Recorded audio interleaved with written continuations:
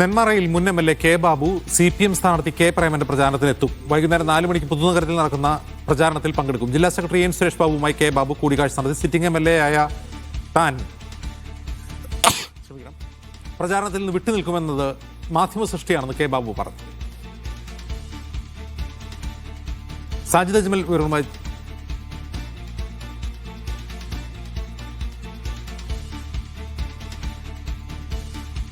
ഉണ്ടായിരുന്നല്ലോ, എന്തായിരുന്നു അത്?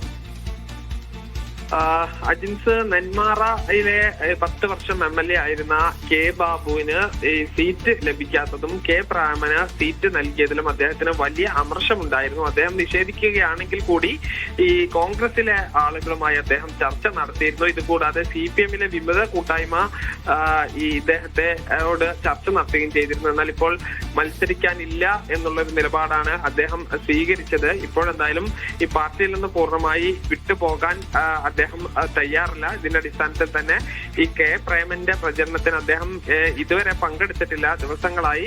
അതുകൊണ്ട് ഇന്ന് പങ്കെടുക്കണമെന്നൊരു കർശന നിർദ്ദേശം ജില്ലാ സെക്രട്ടറിയും അതോടൊപ്പം തന്നെ പാർട്ടി നേതൃത്വവും നൽകിയിട്ടുണ്ട്. ഇതിന്റെ അടിസ്ഥാനത്തിൽ ഇന്ന് ഈ പ്രചരണത്തിന് ഇറങ്ങുമെന്നാണ് അദ്ദേഹം അറിയിക്കുന്നത്. ഇതുവരെ പുറത്തു വന്ന വാർത്തകളെല്ലാം അടിസ്ഥാനരഹിതമാണ് എന്നാണ് അദ്ദേഹം പറയുന്നത്. ശരി സാജിദ്.